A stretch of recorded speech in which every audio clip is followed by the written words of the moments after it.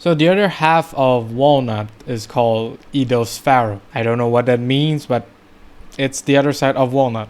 And it's probably the least OP one as compared to Walnut. But hey, OT is still an OT and it's disgusting.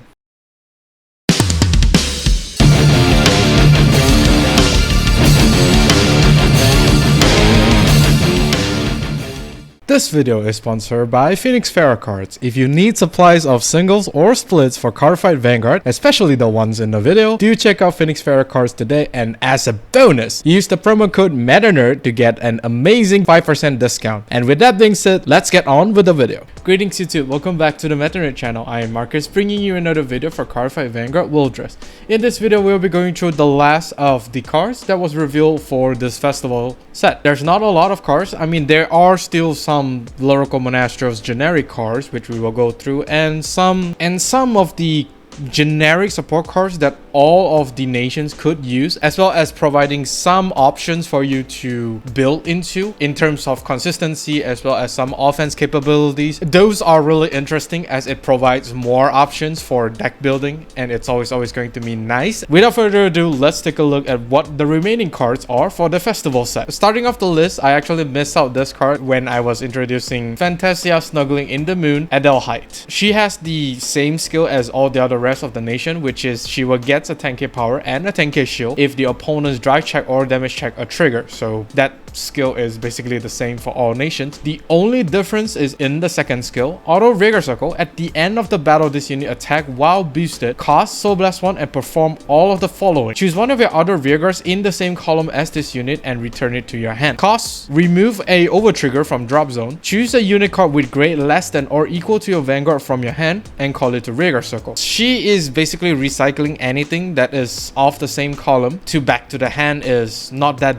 bad. The only problem here is that generally you don't really superior call a lot, unless of course you're really short on attacker or booster, which by then you can just straight away call a PG and you still get that PG back to hand. But if that were to be the case, it's more likely you're not in a good spot already. So yeah, I mean, it's basically conserving your hand while also providing you the offense. It's not that bad, just that it's a little bit iffy. It does allows for more attack thanks to the OT's removal skill. Since it only says Rigor Circle, you can just call whatever you want to call over a existing rearguard and then go for more attacks, which is definitely going to be nice. From my standpoint, isn't really the most game-breaking skill like some of the other nation has. It does provide Lyrical Monastro with some form of utility, but then again, it's not very necessarily that significant. Generally speaking, it's not really a good idea to rely on the OT removal skill. So yeah, I'm a little bit iffy on this card.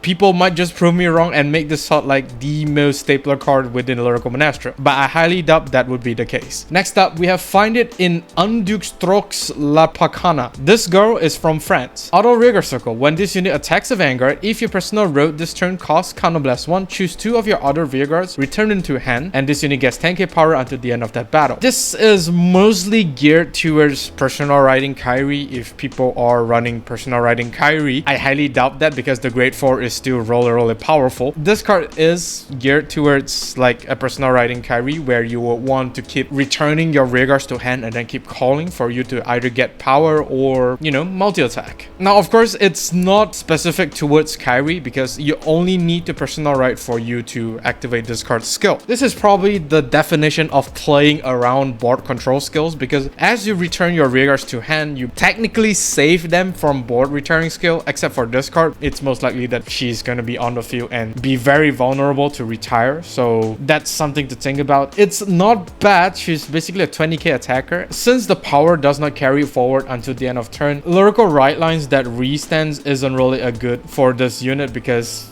the power isn't really there. You will need to pay a total of Counterblast 2 in order for this card to even get the 10k, so not really that good on a restanding right line. But for right lines that basically superior calls and return to hand, for example Kyrie here, is going to be very good. As an overall, this card might not see play. Not only is she not doing anything, I mean she does something, is just protecting 2 of your rear guards. Other than that, she's not really doing much. Next up, we have Perfectailoring Crocell. Although when this unit is placed on rearguard circle, cost Counterblast 1, look at the top 7 cards of your deck, choose up to 1 card with Dress Up ability from among them, reveal it and put it into your hand and shuffle your deck. This card is basically helping like the consistency of you getting Dress Up units from the deck. As discussed in the Dress Up video, there are some right lines, especially Loro Narrow, do rely a little bit on you riding or getting your Loro Narrow pieces to the hand and then put them to soul to activate skills. This card does helps with that, and not every single Dress Up right line will want this, but I think this card is a good investment for you to get, just in case the other right line do get their Dress Up grade 3 unit. Who knows, like in the next set they might just introduce a new grade 3 Dress Up unit, and yeah, suddenly this card just jump up in value. The only thing about this card is that she is basically a dead card after using her skill, because she's essentially just an 8k grade 1 booster. After paying that 1 counterblast, she does absolutely nothing. Unless of course you're able to return her to the hand to keep on filtering your deck, it's definitely going to be nice. But judging to the fact that if you whiff the top 7, you don't get any dress unit in the top 7, you're basically at -1 at that point. So not that great, but still,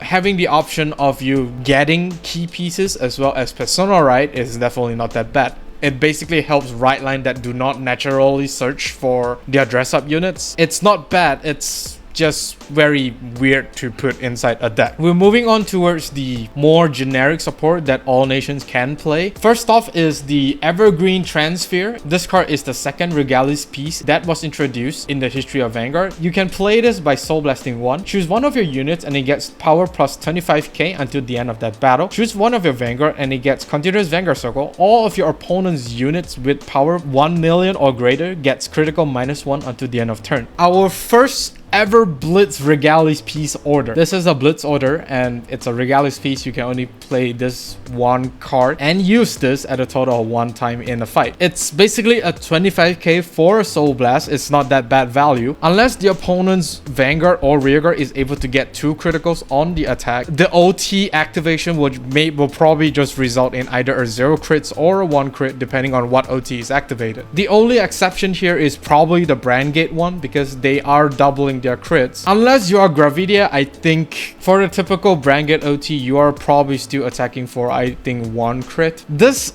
Blitz order is slightly weird because this Blitz is technically a defensive card. It's only 1 piece in the whole deck. In a game where you not necessarily will be getting the OT, like an offensive one, this card's value might just only focus on the 25k shield. It's a nice to have, but is it really a necessary card to be run over, let's say, Bathwater? Bathwater has more usability than this one here, because generally defensive cards is borderline bad depending on how you are able to activate it. This one is very, very situational because, like I said, OT might not be activated on the offensive one. Defensive one technically does not really do anything, so I don't really have an opinion on this one.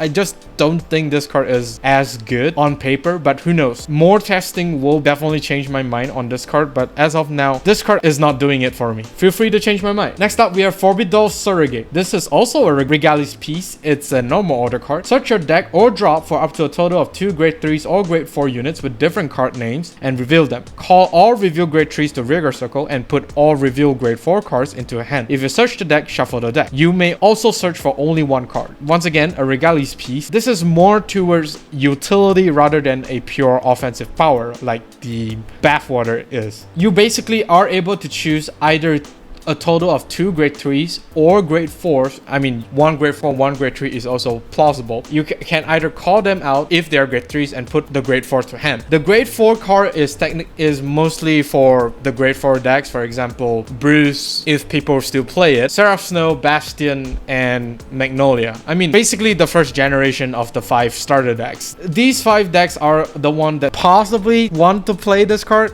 I mean, for Bastion, will definitely want to play this card. It's such a good card for Bastion because most of their stuff are grade 3 and the grade 4 to the hand is just bonus. Do have a lot of grade 3 cards that are doing like God's work for their own right line, and it's just really, really nice. It's a little bit sad that this is a Regalis piece, but hey, if this is not a Regalis piece, I think some decks will be too broken. For example, Zorga. Really stupid, I'm telling you that. Next and final card we have is the OT, Spiritual King of Hydrosphere, Idospharo. It's an over trigger. The additional effect of this card is that you can choose a card from your drop and put it to hand, choose one of your units, and it gets critical +1 until the end of turn. This is probably going to be a more defensive OT than Walnut ever will be, because Walnut is purely for offense. For this guy here, you're able to recycle whatever cards from the drop, potentially a PG, just to, you know, guard the following turn. It's not bad, just it's a little bit too defensive, because not only do you need to drive check into this OT offensively, you are technically just giving one unit a 100 million power and a critical. It's a little bit weird. Not much is there to say for this card. It doesn't really do anything impactful. For example, like the original 5 OT, those OT do make an impact, but I think they are going to be a little bit conservative in terms of designing OT, because I don't think they don't know that the community hates OT, including myself. I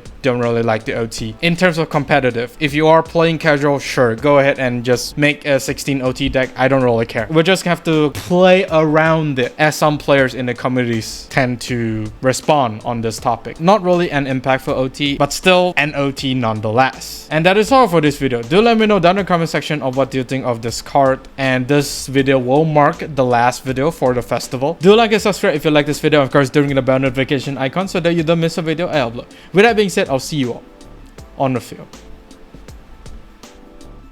Even when you feel low, you can still go. Even when you feel slow, you can still go. Even when there's no hope, you can still go. I never answer to no, man, I still go.